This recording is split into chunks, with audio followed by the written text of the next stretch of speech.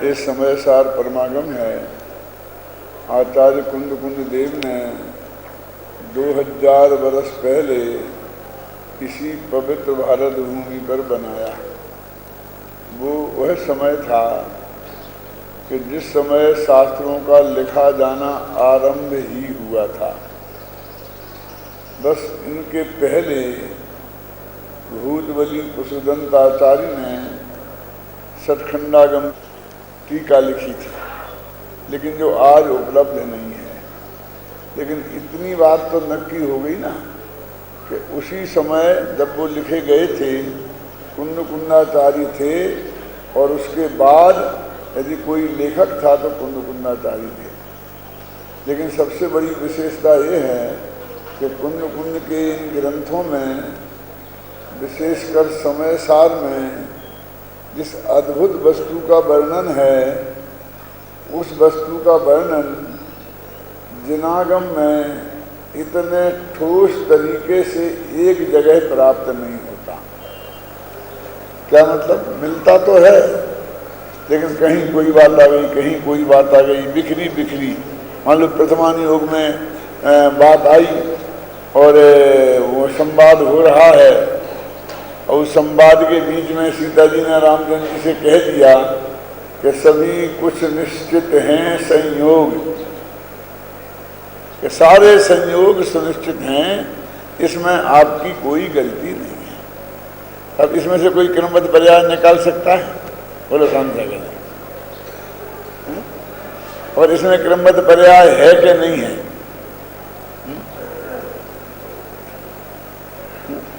तो सभी कुछ निश्चित हैं संयोग। ये भी कहा कि कर्म जिसका जैसा उदय होता है वैसा भोगना पड़ता है। मैंने कोई पाप किए होंगे, लेकिन उससे भी बड़ी बात ये है, ये तो अनादिकाल से निश्चित ऐसा ही था। ये समय सार की बात है, वो गोमट सार की बात है कि पहले मैंने कोई कर्म बांधे होंगे, उनके फल में ये बात आई और मैं वो भोग रही हूँ, आपकी गलती नहीं है।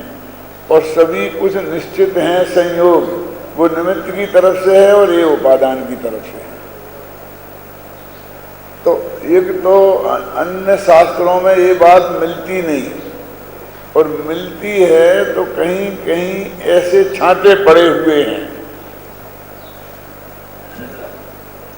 जिनमें से उसे निकाल कर कि यही असली प्रयोजनभूत बात है, आत्मा का कल्याण कर लेना हर एक आदमी के दम की बात नहीं है। लेकिन कुंदाचार्य देव में कि ग्रंथ समय सार में हर बात एकदम डायरेक्ट है। सबसे बड़ी बात जो मैं आपसे कह रहा हूं कि वो त्रिकाली ध्रुव भगवान आत्मा के जिसमें अपनापन स्थापित करने का नाम सम्यक दर्शन है, जिसे निज जानने का नाम सम्यक ज्ञान है, और जिसमें उपयोग की स्थिरता का नाम सम्यक चारित्र है, जो पर और पर्याय से भिन्न है, ऐसा त्रिकाली ध्रुव भगवान आत्मा की चर्चा इसमें है। आश्चर्य की बात यह है कि कूट कूट की ये चर्चा इसमें आदि से अंत तक है, फिर भी बड़े बड़े विद्वानों ने उस बात को इस ग्रंथ में से नहीं निकाल पाया। तो डायरेक्ट लिखी हुई है, कदम कदम पर लिखी हुई है, फिर क्यों नहीं निकाल पाया? निकाल लेना चाहिए थी ना। जैसे उदाहरण के तौर पर पुण्य पाप अधिकार है, डंके की चोट लिखा है कि पुण्य भी बेड़ी है और पाप भी बेड़ी है। एक सोने की बेड़ी है, एक लोहे की बेड़ी है। बेड़ी तो बेड़ी है, वो तो बंधन में डालती है, वो तेरे को सुख का कारण कैसे हो सकती है? अब इसमें क्या बात थी जो समझ में नहीं आती? लेकिन सबने एक महामंत्र पढ़ रखा था कि ये तो निश्चय की बातें हैं, ये तो मुनियों की बातें हैं, ये तो सिर्फ चर्चा की बातें हैं। वास्तव में ये है ऐसा उनको ख्याल नहीं आता था, और इसी कारण कुछ लोग जो उसे पढ़ते थे उन्हें अंदर से अटपटा लगता था और जवाब देना मुश्किल पड़ता था, तो उन्होंने यही रास्ता अपना लिया कि भाई इनको पढ़ाई नहीं जाए, झगड़ा खत्म, ना रहे बांस ना बजे बांस। पूज्य गुरुदेव श्री ने ऐसी जगह पैदा होकर कि जहां इसकी दूर दूर तक गंध भी नहीं थी,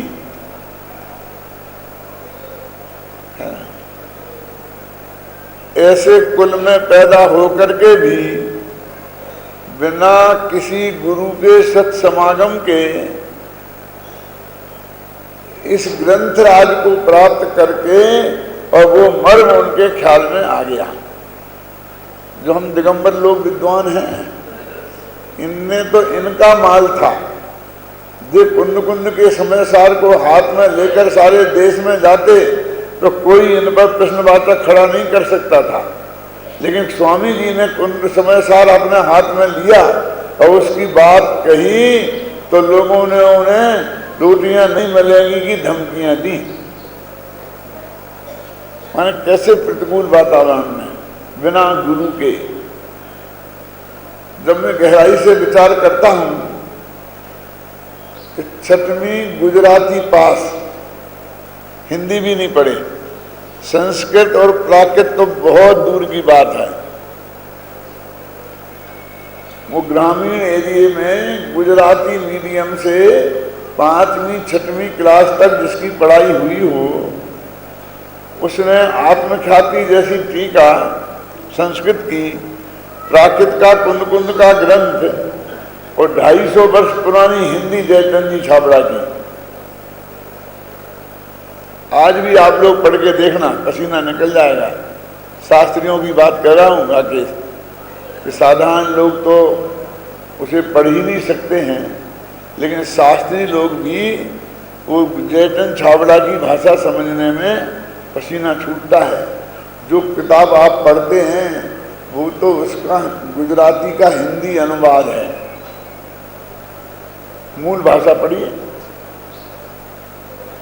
तब बड़े बड़े पंडितों का मान मर्दन हो जाता है कि हम इतने बड़े संस्कृत के प्राकृत के विद्वान होने के बाद भी जिसकी एक गाथा का अर्थ नहीं कर सकते ढंग से, उन्होंने उन ग्रंथ में से वो मर्म निकाल लिया और सारे जगत के सामने प्रस्तुत कर दिया। आज उनके उपकार का हम स्मरण कर रहे हैं, उनके उपकार का हम स्मरण करें और समय सार का स्मरण नहीं हो, ऐसा नहीं हो सकता। और समय सार का स्मरण करें, चर्चा करें और इस युग में उनका नाम न आए तो ऐसा भी संभव नहीं है। मैं तो यहां तक कहता हूं कि किसी को समय सार का मर्म समझना हो तो वो कांजी स्वामी को छोड़कर समझना चाहे तो किसी कीमत पर नहीं समझ सकता। कभी इनसे मुझे कोई लेना देना नहीं है, मैं इनकी कोई बात नहीं पढ़ूंगा और फिर मैं समय सार का मर्म समझ लूंगा, असंभव है आज कम से कम। गजब की स्थिति तो ये है, सारे समाज की बात करता हूँ, विद्वानों की बात करता हूँ और समझ लो किन किन की करता हूँ, मैं नाम लेने की कोई जरूरत नहीं, पूरी समाज की समझ लीजिए कि अपने आप तो उसका अर्थ नहीं निकाल पाया सो नहीं निकाल पाया, लेकिन डंके की चोट 45 वर्ष तक उन्होंने बताया और लोगों ने उनके विरोध करने के लिए ही सही उसे पढ़ा, फिर भी वो अर्थ नहीं समझ पाए। इससे बड़ा दुर्भाग्य है क्या? उन्हें पढ़ा तो वो दृष्टि तो ख्याल में आ गई ना कि ऐसा कोई कहता है, तो वो भी उनकी समझ में नहीं आया और स्वीकृत नहीं आया। मैं आज यहाँ बैठ के कह रहा हूँ कि मैं बड़े बड़े विद्वानों से, बड़े बड़े संतों से इस हिंदुस्तान में दिगंबर श्वेतांबर जो हैं सबसे मिला और मेरे मन में एक भाव रहता है कि भाई इन तक वो समय सार की वो बात जो मेन मुद्दे की है, क्रमबद्ध पर्याय है, त्रिकाली ध्रुव भगवान आत्मा है, पुण्य पाप के संदर्भ में असली वास्तविकता है, ये इन तक मैं पहुंचाऊं, कह दूं किसी न किसी बहाने से, कहीं इनका काल पक गया हो तो समझ में आ जाए विमल जी। तो 99.9% में ये पोजीशन है, या तो वे सुनते ही नहीं हैं, और सुनते हैं तो इतनी अरुचि पूर्वक, और उनके गले उतरना और स्वीकृत होना तो बहुत दूर की बात है। क्या कहें इसे, बोलिए। मैं ये कहना चाहता हूं कि समय सार में वो बात है, और पूज्य गुरुदेव श्री ने हमें वो बात बताई है कि जो जिनके जगत के सामने प्रस्तुत करने पर भी जगत के सामने समझ में न आए, ये तो हमारा परम भाग्य है, परम सौभाग्य है कि वो हमें सुनने को मिली, हमारी समझ में आई और हमारे चित्त ने उसे स्वीकार किया।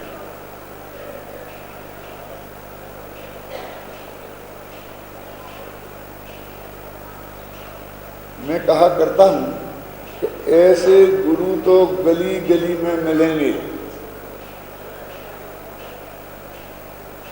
जो अपने विद्यार्थियों से कहते हैं कि अबे गधे, कल पाठ याद करके नहीं लाया तो मुर्गा बना दूंगा। क्या? यानी वे गुरु अपने शिष्यों को आदमी ना समझते हैं और ना आदमी बनाने की सोचते हैं, गधा समझते हैं और मुर्गा बनाने की सोचते हैं। लेकिन इस जगत में एक गुरु ऐसा पैदा हुआ जो अपने शिष्यों को कहता है कि तू स्वयं भगवान है, जो अपने शिष्यों को भगवान समझता है और भगवान बनने की विधि बताता है। और इस सारा जगत कहता है कि तुम इसे गुरु क्यों कहते हो, क्या कहता है? इसकी वे तो सब गुरु हैं, ABCD पढ़ाने वाले, आई पढ़ाने वाले, प्राइमरी स्कूल के अध्यापक, उनको गुरु कहते हैं। तो आज तक किसी ने ऑब्जेक्शन नहीं किया या नहीं किया, बोलिए। किसी ने आपको ABCD पढ़ाई थी और वो सबके सामने ये कह गए मेरा विद्यार्थी है, मैं इसका गुरु हूं, तुम कह दो कि नहीं नहीं मैं नहीं हूं। हाँ साहब मेरे गुरु जी हैं, मुझे ABCD पढ़ाई थी। और जिसने इस भगवान आत्मा की ऐसी अद्भुत बात जो अनंत संसार को काटने वाली है, संसार का अंत लाने वाली बात है, जिन लोगों की समझ में आई, वे सिर्फ उन्हें गुरु कहें, दूसरे नहीं। तो कहते तुम और चाहे जो कुछ कहो लेकिन गुरु मत कहो।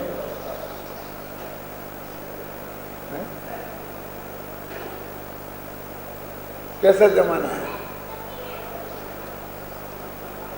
कल से ही मुझे इस बात का विकल्प आ रहा है वर्तमान परिस्थितियों के संदर्भ में कि उन पूज्य गुरुदेव जी को ये तत्व ज्ञान मिला, कैसे मिला, उसकी चर्चा न करके उन्होंने इसकी प्राप्ति के लिए कितनी कीमत चुकाई है, कितनी लंबी लड़ाई लड़ी है,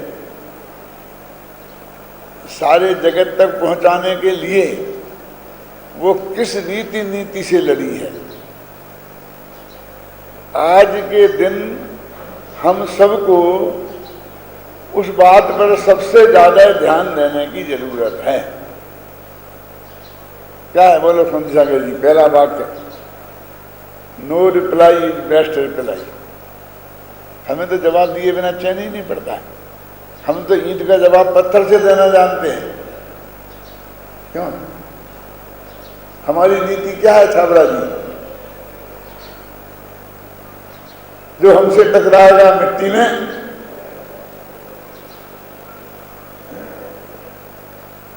और गुरुदेव क्या कहते कि नहीं, हमको कोई जवाब नहीं देना।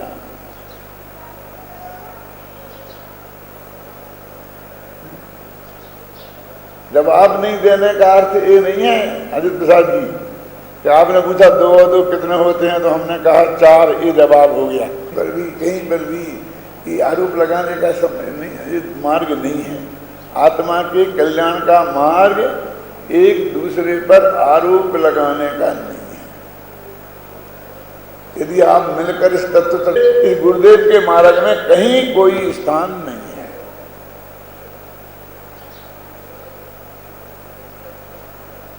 ये मैं गुरुदेव श्री के 4 दिवस के दिन पर जो मैं महसूस करता हूँ, और जैसा मैं लगता है कि इस चीज़ की बहुत ज़रूरत है गुरुदेव श्री की इस बात की, वो मैं आप तक सच्चे दिल से पहुँचा रहा हूँ। और मैं चाहता हूँ कि आप उसे सच्चे दिल से ग्रहण करेंगे।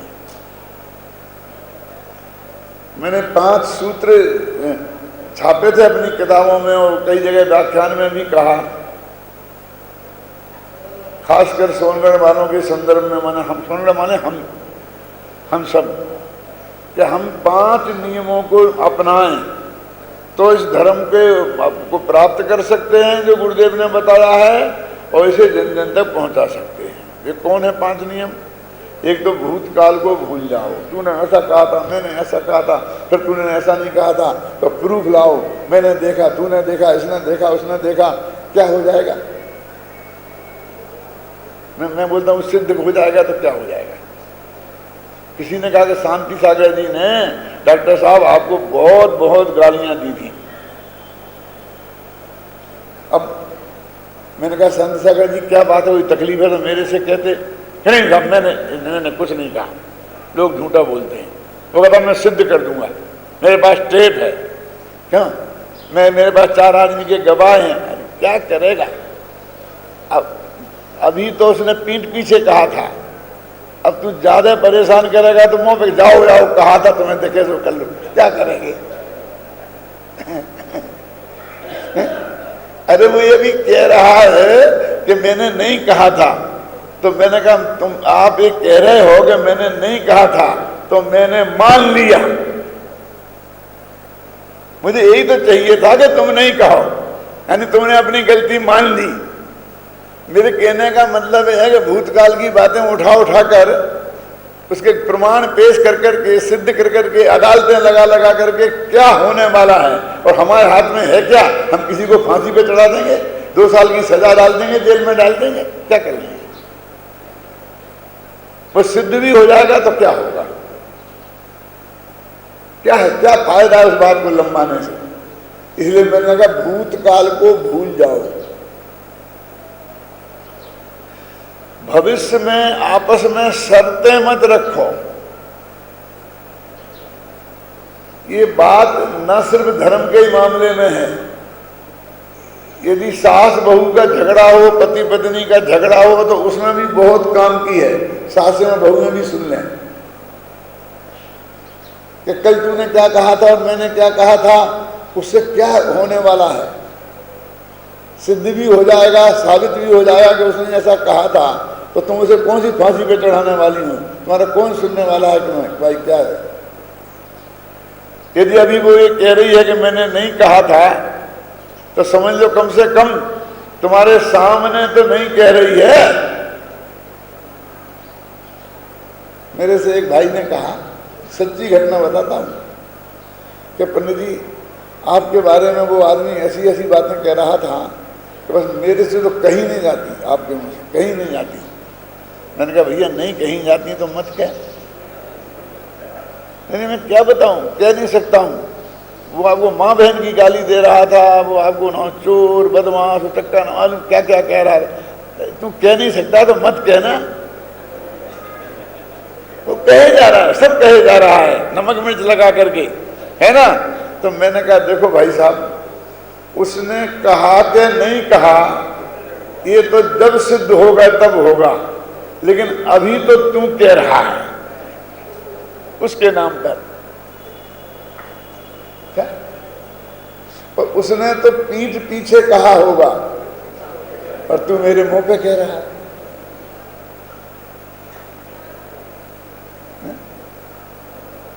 मुझे नहीं सुनना भाई, मैं तेरे से कह रहा हूं, हाथ जोड़ रहा हूं, मुझे नहीं सुनना। क्यों नहीं सुनना? इसलिए नहीं सुनना कि तुम जैसा सूरवीर मैं नहीं हूं।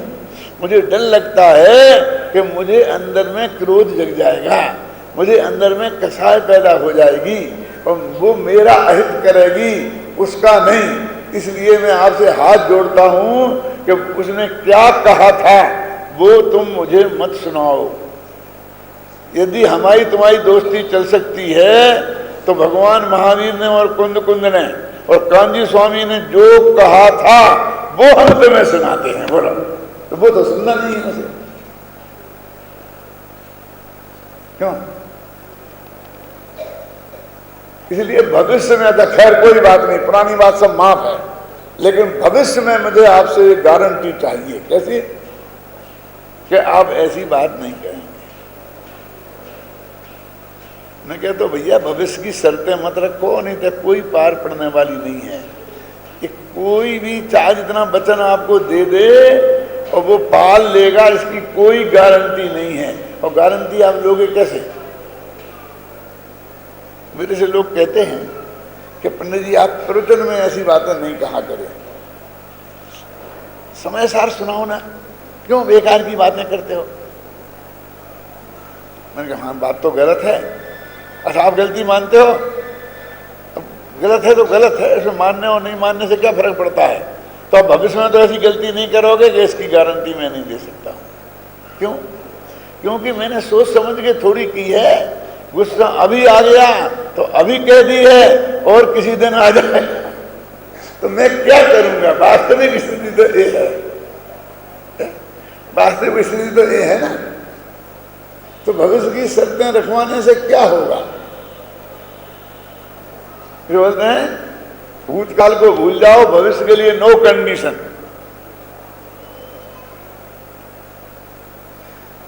तीसरी बात है कि वर्तमान में जो जहां खड़ा है वो वहीं खड़ा रहे। वहीं खड़ा रहेगा मतलब क्या है? कि जो जो काम कर रहा है, जहां कर रहा है, जिसका सत्ता जिसके पास है, जो प्रधानमंत्री है तो प्रधानमंत्री की जगह रहे, विरोधी दल का नेता विरोधी दल के नेता की जगह रहे।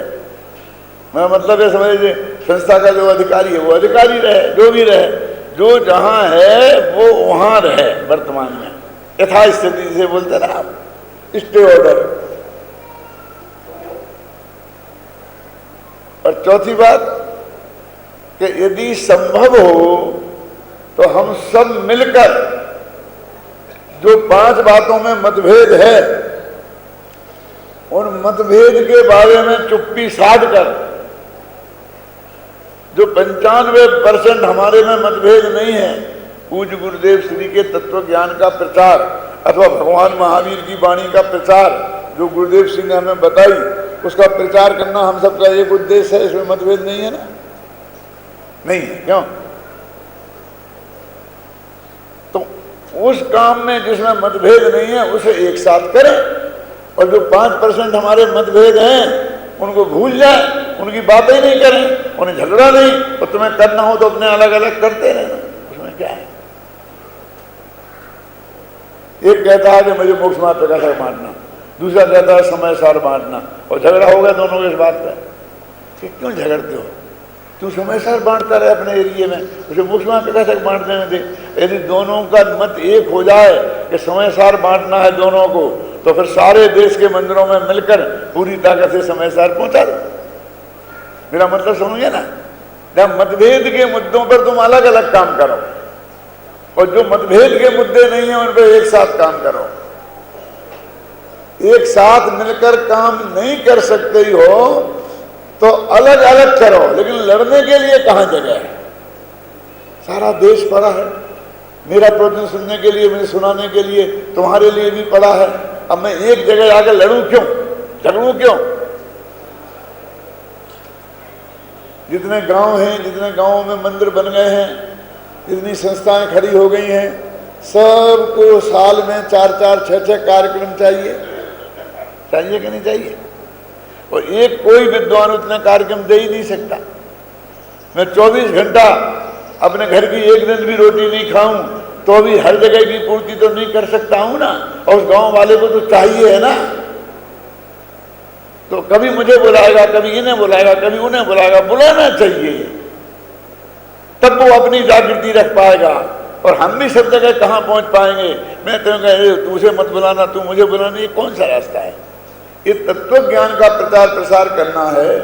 गुरुदेव श्री ने जितनी कीमत चुकाकर और जिस नीति रीति से इसे पाया है और जन जन तक पहुंचाया है, हम सब भी आज के दिन उनका उपकार हम क्या कर सकते हैं और क्या मान सकते हैं, और उससे उन्हें क्या होने वाला है। लेकिन हमें उनके दिए तत्व ज्ञान को अपने जीवन में उतार कर अपना उपकार कर लें और जगत के जीवों को वो संदेश पहुंचाकर उपकार का रास्ता खोलें। यही सच्चा उपकार दिवस है। एक सच्ची घटना में सुनाता हूँ। पूज्य गुरुदेव के सामने हम बाबू भाई वगैरह सब बैठे थे, लालू भाई वगैरह, तो ऐसी बात चली कि ज़्यादा दिन नहीं है, कभी भी जा सकते हैं, स्वर्गवास हो सकता है। तो किसी ने कहा हम में से बीच में कि गुरुदेव श्री जब आप स्वर्ग में पहुंच जाओ ना, तो एक दफे लौट के इधर आकर हमारी भी सुध लेना, देखना आपके बाद हम क्या कर रहे हैं। क्यों? क्योंकि बहुत लोगों को ये तमन्ना होगी कि अभी तो मेरा नंबर नहीं आ रहा है और गुरुदेव श्री चले जाएंगे तो शायद मैं गुरुदेव श्री बन जाऊं। और गुरुदेव श्री आकर के देखें कि मैं भी बढ़िया काम कर रहा हूं। उनने जवाब क्या दिया था वो सुनो। बोले बिल्कुल असंभव है। क्यों? क्योंकि जिस स्वर्ग में जाते हैं उस स्वर्ग में 60 बरस तक, 60 मन समझते हैं, 60, तो उसे इधर की विकल्प नहीं आता, याद नहीं आती। 60 बरस बाद याद आती है, तो यदि वो यहाँ आए कदाचित रागवश, तो उसका कोई आदमी उसे मिलता नहीं, सारी दुनिया बदल गई होती है। उसे किसी में कोई रस नहीं आता, आके पछताता है और चुपचाप वापस चला जाता है। इसलिए कोई सवाल नहीं उठता है। और दूसरी बात यह है कि मैं वहां जाकर श्रीमंदिर परमात्मा के पास नहीं जाऊंगा, तुम्हारे पास आऊंगा। कैसी बात कर रहे बोलो?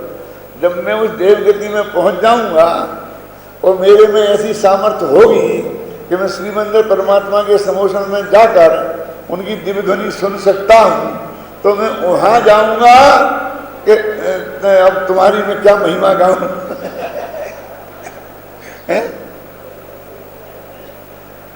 तुम्हारे पास ऐसा है क्या कि मैं तुम्हारे पास आऊं? इसलिए भाई मैं आपसे कहता हूं, हमारा परम भाग्य है कि उन पूज्य गुरुदेव श्री के 8,500 घंटे के कैसेट हमें उपलब्ध हैं। कभी कभी तो मैं कहता हूं कि ये जमाना भगवान महावीर के जमाने से कहीं अच्छा है। कि क्या बात करते हो? वो चौथा काल और हमारा ये 5वां काल। ये चौथा 5वां काल तुम पंडित लोग गिनते रहना। हम तो इतना जानते हैं कि उस समय ये टेप रिकॉर्डर नहीं थे, ये फिल्में नहीं थी, ये नहीं थे जो क्या क्या चीज़ें हमें जानता नहीं, नाम ही नहीं जानता पूरा। टीवी नहीं थे, VCR नहीं थे। यदि होते और भगवान महावीर के स्वामी जी का जो संगोष्ठ में प्रवचन होता था और उसके यदि VCD और TV बन गई होती, क्यों, और आज वो हमें देखने को मिलती तो कितना आनंद आता। सारे झगड़े खत्म हो जाते, दिगंबर के, श्वेतांबर के। क्यों? भगवान की साक्षात वाणी होती, उसमें सब में क्लियर हो जाता नहीं है। और आज हमारे पास ये सौभाग्य है, कांची स्वामी के 8,000 घंटे की हमारे पास उपलब्ध है। तो है ना आज का दिन ज्यादा महत्वपूर्ण। हम उनका उपयोग करें, उनका लाभ लें। मेरे कहने का मतलब ये है कि हमको इतनी इतनी सामग्री आज उपलब्ध है। देखिए उनके जमाने में कैसे हस्तलिखित शास्त्र थे, जहाँ ना कोमा था, ना फुल स्टॉप था, ना कोई पेज में, एक पेज में एक अक्षर बाकी है तो एक अक्षर भी पिछले ही पेज में लिख दिया जाएगा। कमल तो का पिछले में और मल आगे के में। ऐसी पोजीशन थी शास्त्रों की, आप उठा के देखिए आज भी है। क्यों? अच्छे अच्छे पढ़ नहीं पाए, उन्हें कहाँ उपलब्ध हैं। टोडामल जी के ज़माने में मोक्ष मार्ग प्रकाशक एक लिखवा के तैयार करो तो 100 रुपया खर्च होते थे। उसके आज के कोई 1 लाख रुपया है, माने 1 लाख रुपए में मोक्ष मार्ग प्रकाशक मिलता था और आज आपको 1 रुपये में मिलता है, 5 रुपये में मिलता है। बोलो कितनी सुविधा है। कैसा हम खरीद लेते 1 लाख में, हम तो सब लखपति हैं। अरे खरीद लेते, इतनी प्रतियां चाहिए, इतनी प्रतियां तैयार नहीं हो सकती। 10-5 प्रतियां थी, बस खत्म। आज तो लाख लाख 10-10 लाख छपाओ। मैंने कितना अच्छा प्रचार का साधन उपलब्ध हो गया है। देखिए अभी टोडरमल जी के ज़माने में मैंने पढ़ा है, रिसर्च की थी जब, कि इंद्रदुर्ग विधान हुआ था तो उसमें हजारों आदमी इकट्ठे हुए थे। विमल जी मालूम प्रवचन कैसे होता था? बीच में पंडित टोडरमल जी बैठते थे और चारों तरफ एक पंडित वहाँ, एक पंडित वहाँ, एक पंडित वहाँ, एक पंडित वहाँ। फिर उन पंडितों के चारों तरफ एक एक पंडित और आ गए। बीच में पंडित जी यहाँ बोलते थे, फिर उसको वे चारों पंडित रिपीट करते थे, फिर उसको सुन करके अगले पंडित रिपीट करते थे। ऐसे सारी जनता तक बात पहुंचती थी। आज जो स्पीकर है 1 लाख आदमी हुए, क्या चिंता की बात है। उस जमाने में टोडरमल जी ने इतना काम किया। आज हम सर्व साधन संपन्न हैं। सारे देश में यहाँ हम बैठे हैं और ये प्रवचन हो रहा है, और हम चाहें तो सारे देश के कोने कोने में इस प्रवचन को लोग अपने घरे में बैठ करके चाय पीते हुए आराम से सुन सकते हैं। बोलो है ना आज का जमाना। और अमेरिका वाले कोशिश कर रहे हैं, 2-3 आदमियों ने बीड़ा उठाया है। एक तो यहाँ जो लक्ष्मीचंद जी थे ना भारतीय ज्ञानपीठ में, उनके भाई के लड़के हैं, और हैं 2 आदमी। तो कि आप यहाँ प्रवचन करोगे और हम यहाँ अमेरिका में बैठ के सुनेंगे डायरेक्ट, ऐसा इंतजाम कर रहे हैं। वो है उनके पास टेक्निक ऐसी, और सारा खर्चा भी वो हम करेंगे। बोलो यानी हम कितना काम कर सकते हैं। मैं ये बात इसलिए कह रहा हूँ कि हमारे पास कितना बड़ा काम पड़ा है। जो जैसा कर सकता है करे ना। हमको आपस में एक दूसरे की आलोचना करने का, सोचने का समय नहीं मिलना चाहिए। ये पूज्य गुरुदेव श्री ने किया, और हम यदि इस रास्ते पर अपने को थोड़ा बहुत भी ले जा पाए तो निश्चित रूप से पूज्य गुरुदेव श्री का उपकार जो हमें है, उस उपकार को हम अनंत गुणा करके लाखों लोगों तक पहुंचा सकते हैं। अधिक क्या कहूँ, जो आज सुविधा हमें है वो पूज्य गुरुदेव श्री को भी नहीं थी। पूज्य गुरुदेव श्री के जमाने में यदि ये बात संभव होती, क्यों तो हम नहीं करते। बोलो हम तो सारी दुनिया में पहुंचा देते। ऐसे भगत उनके पास मौजूद थे कि नहीं थे? तो मेरे कहने का मतलब आज हमारे पास वो चीज है, वो माल मौजूद है और वो साधन मौजूद है, तो हम अपने इस उपकार दिवस को सारे लोगों तक पहुंचाएं। कल मेरी परसों विद्यानंद जी महाराज से चर्चा हो रही थी, तो मैंने उन्हें बताया कि अजय प्रसाद जी साथ में थे शायद मेरे ख्याल से। अच्छा हाँ अच्छा, विमल जी थे साथ में। तो उन्होंने मैंने बताया कि महाराज ये कांजी स्वामी ने मुँह पट्टी उतार कर दिगंबर धर्म महावीर जयंती के दिन पारसनाथ की मूर्ति के सामने किया था। इसलिए हमने सोचा है कि असली जन्मदिन तो उनका ये है। दिगंबरत्व धर्म में जो असली धर्म है उसमें जन्म तो उनका महावीर जयंती के दिन हुआ था। इसलिए हमने ये उत्सव महावीर जयंती के निकट मना रखा है। क्या करें हैं? अब अपने महावीर जयंती के निकट हैं, सब जगह महावीर जयंती के उत्सव बन रहे हैं, पंडाल बने हैं, अखबार में समाचार आ रहे हैं, और हम कांजी स्वामी का जन्मदिन मना रहे हैं। अभी क्या जवाब दें हम लोगों को?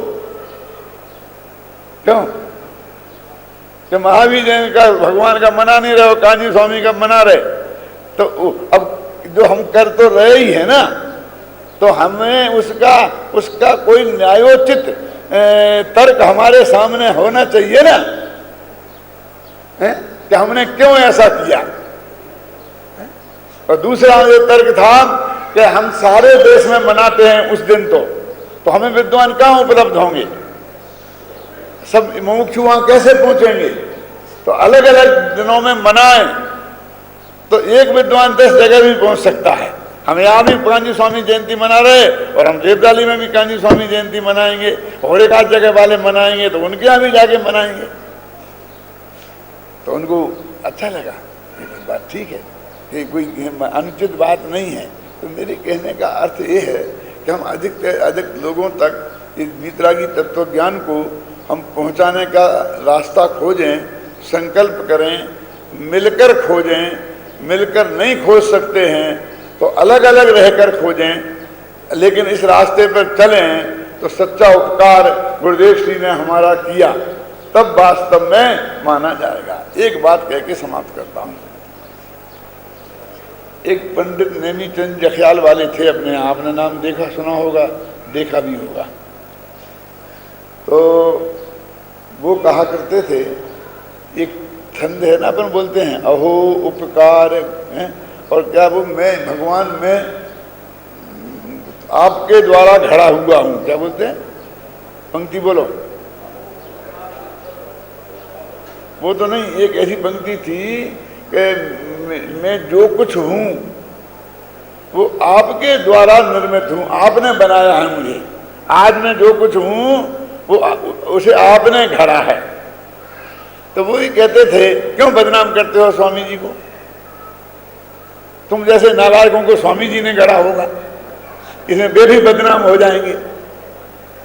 अरे तुम में कोई सद्गुण होता तो कहो कि जो कुछ हूं मैं गुरुदेव आपकी कृपा से हूं, लेकिन तुम हो क्या जिसमें उनकी कृपा का उल्लेख करते हो।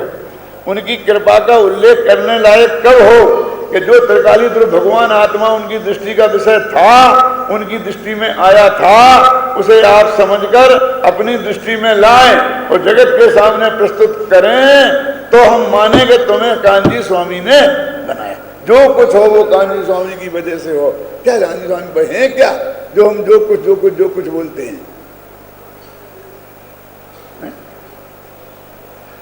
क्या आपको पता नहीं हम कैसे नहीं? हम अरबपति हैं, अरबपति। ये अरबपति क्या होता है? ये अरब क्या है? ये अरब समय सार है कि गोमट सार है? नहीं, अरे अरब रुपया। ये रुपया क्या है जैन धर्म के हिसाब से? परिग्रह। और परिग्रह क्या है? आप जो कुछ हैं माने साक्षात जो कुछ, तो उन्हें क्यों बदनाम करते हो? उन्होंने तो सब कुछ त्याग दिया था। क्यों? एक सफेद दुपट्टा पहन करके एक तहमत लगा के सारी जिंदगी बिता दी। तुम जो कुछ हो वो उनकी वजह से हो, ये क्यों कहते हो? ऐसी कौन सी चीज है जो हम उनको ये कहने के काबिल हों? हमारे पास वो माल होना चाहिए, तब हम ये कह सकते हैं कि हे हम जो कुछ भी हैं, हे गुरुदेव आपके द्वारा खड़े हुए हैं, आपका उपकार हम पर अनंत हुआ था। उपकार दिवस का मतलब क्या है?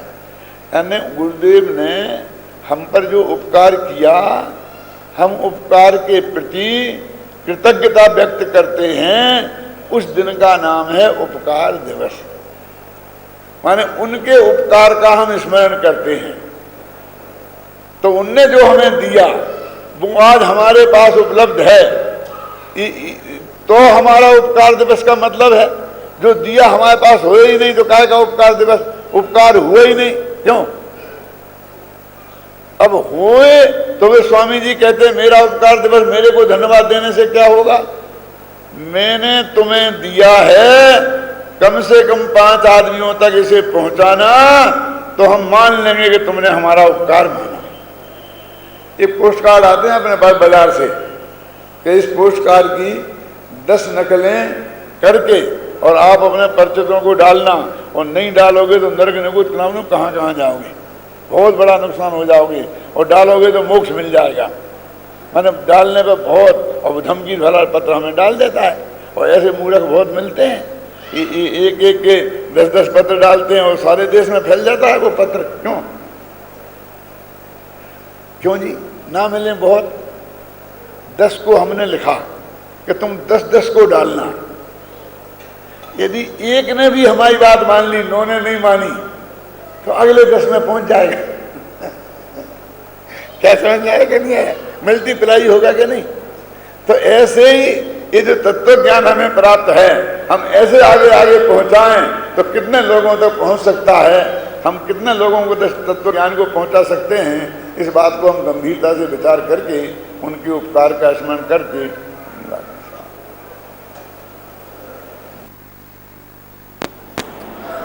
अभी हम और आप सब ने आदरणीय डॉक्टर साहब का मार्मिक